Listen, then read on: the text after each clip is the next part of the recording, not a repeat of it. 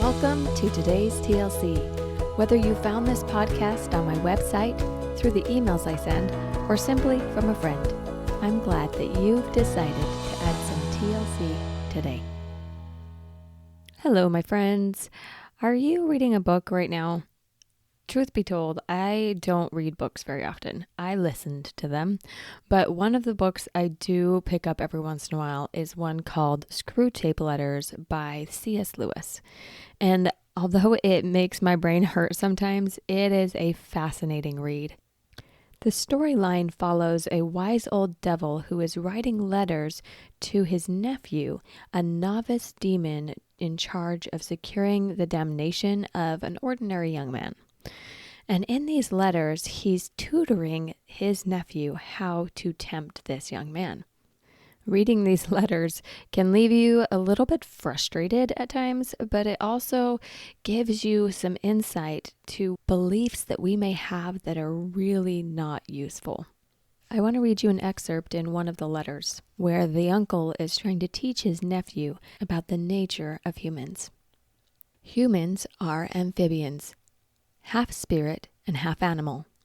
As spirits, they belong to the eternal world, but as animals, they inhabit time. This means that while their spirit can be directed to an eternal object, their bodies, passions, and imaginations are in continual change. For to be in time means to change. Their nearest approach to constancy, therefore, is undulation, the repeated return to a level from which they repeatedly fall back. A series of troughs and peaks. If you had watched your patient carefully, you would have seen this undulation in every department of his life, his interests in his work, his affection for his friends, his physical appetites, all go up and down. As long as he lives on the earth, periods of emotional and bodily richness and liveliness will alternate with periods of numbness and poverty. Although this passage highlights a conversation between devils, it also highlights a natural truth that you and I experience every single day. Troughs and peaks, lows and highs, periods of richness and poverty, liveliness and numbness. This is what it means to be human. And we forget that sometimes. We feel like there needs to be this constance that once we really get to a point where we have self-mastery, there won't be the ups and downs. And that is a lie. One of the most freeing things you can do is believe that life is 50-50. 50% up and 50% down. And both of those balance together to make a beautiful whole experience. That's the way it was crafted. And resisting that actually increases the numbness, the negatives, the troughs. Reading this passage reminded me to be compassionate with myself while going through the different motions of being human. It also helped me feel renewed in my commitment to move forward through the ups and downs. Today, I want to show you how commitment will help you build confidence that will outlast your failures. Now, a quick side note. Last week, I talked about the power of self-confidence, a belief in yourself. But today, I'm talking about how you can build up your confidence, that assurance that you can do something. So think of something you want to work on that you felt hesitant to try because you aren't quite sure you can do it. I want you to just pick one specific action. For example, a specific action you might take is to exercise 3 times a week. You would also want to outline what type of exercise you're going to do where, for how long, and with who. The more specific you can be, the less likely your brain will be able to distract you with things that actually won't get you the results that you want in the end. All right, do you have a specific action and a result you're trying to create? Whether you do or you don't, I want you to pause. What are you feeling right now? Most likely, you're feeling a little unsure or resistant. Your brain might be overthinking things. You may have even thought about listening to something else because you're not quite sure you want to commit. Notice that chatter and how it makes you feel. This is what comes up when you start thinking about this goal. I asked you to pick something that you have struggled to commit to because you haven't really felt confident. So of course you're going to struggle to want to commit to do it. Of course you're going to feel a little hesitant and non-committal. You have some beliefs about this goal that are keeping you stuck. Whatever action came up, it's probably something that takes a lot of willpower for you to try and do. But remember, we have the secret to creating action. What drives your actions? Your feelings. And before that, your thoughts or beliefs. If you're struggling with confidence, it's because your beliefs are not building that confidence. So, how can you build confidence even if you're afraid of failure? People think that you need confidence to accomplish something, but it's not true. Confidence comes from evidence that you can do something.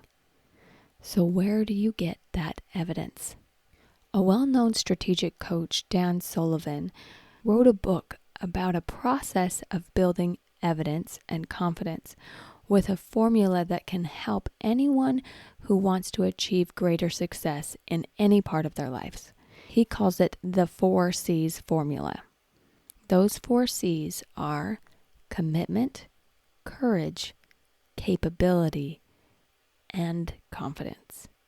People who accomplish their goals are willing to move through all 4 C's.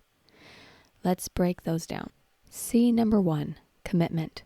Before you can have momentum or success, you have to be committed to doing something.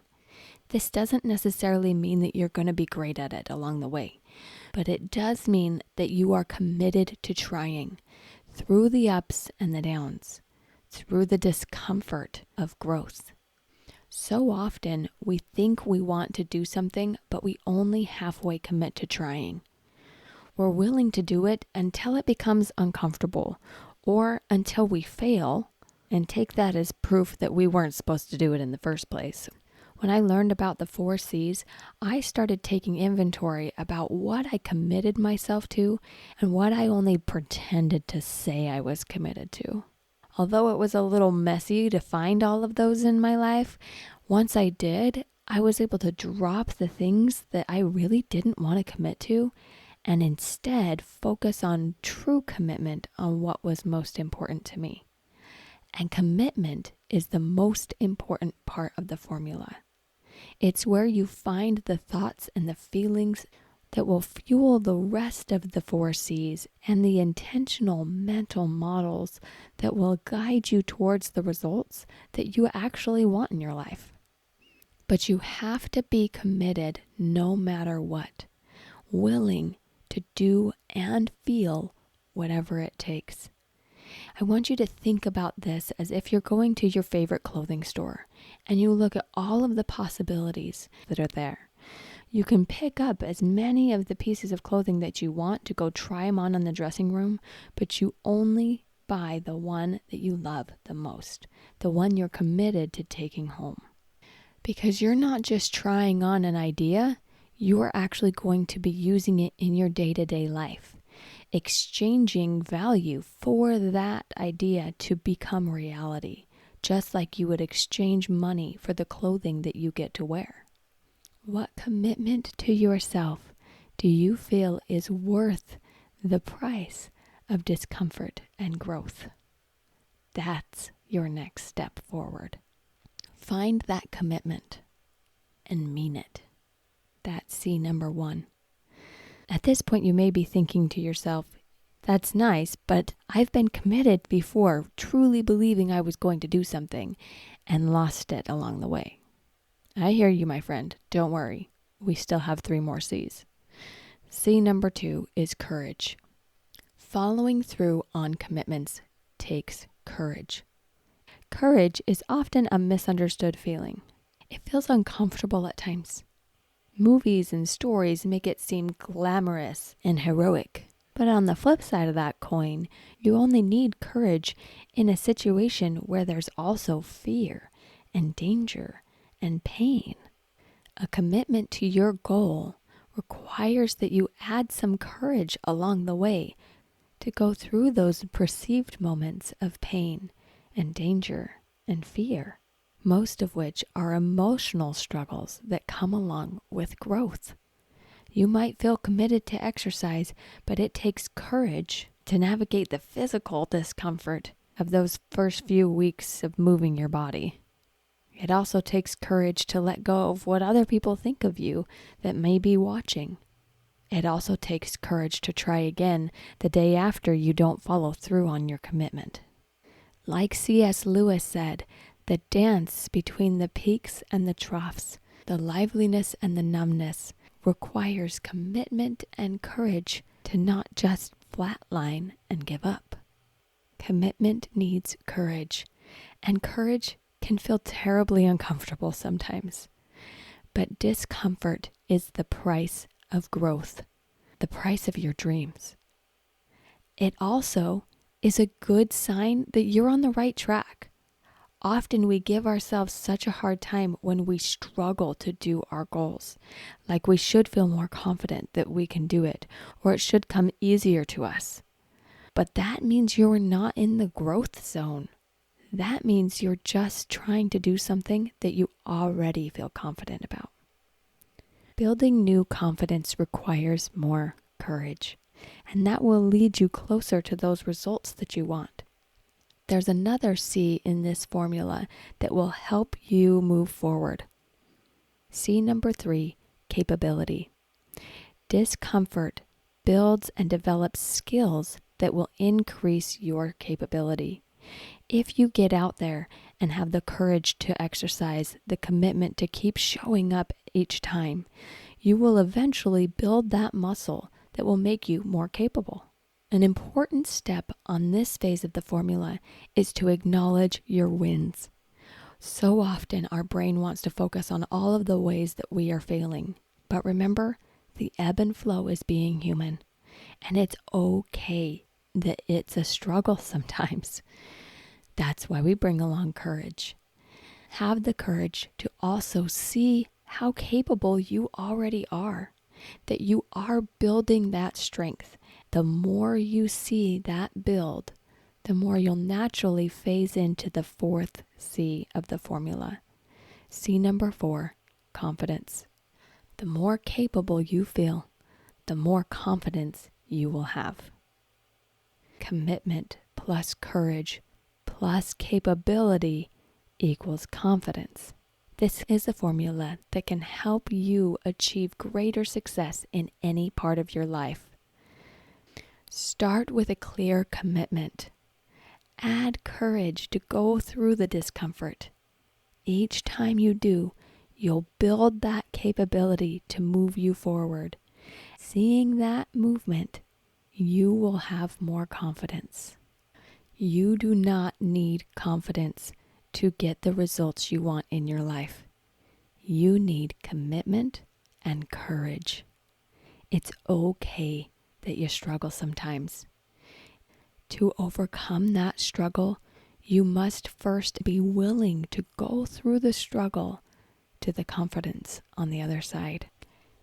Here's today's TLC. Find a commitment that is calling to you. It could be drinking more water, making time for scripture study regularly, no matter how long of time that is, proactively scheduling your day, or healing your relationship with your body. Whatever it is, listen to the light in you, and you'll know what is doable for you, what will help you grow. Do you have the courage to try out the 4 C's? Commit to your goal and be kind to yourself along the way. Have courage to go through the struggle, the ups and downs, the feelings and the actions. Patiently recognize your growth as your capability increases over time, and then use that momentum to find the confidence you've been hungry for. You are a creator. You can create whatever you commit to. But remember, as I shared in last week's episode, your value is not based on what you do. Remember who you are. You don't need commitment, courage, capability, or confidence to be okay today. You are already amazing right now, today. You don't have to change for that to be true. And wouldn't it be fun to see what else you're capable of and feel more confident along the way? Try it out. I'm confident you can do it. Keep shining, my friend. Life after therapy can be simple. Come learn how to think light, feel light, and live light at thelightcoach.com. I offer 5 free discovery sessions each week, and one of them is for you. Together, let's discover the joy that's possible in life after therapy.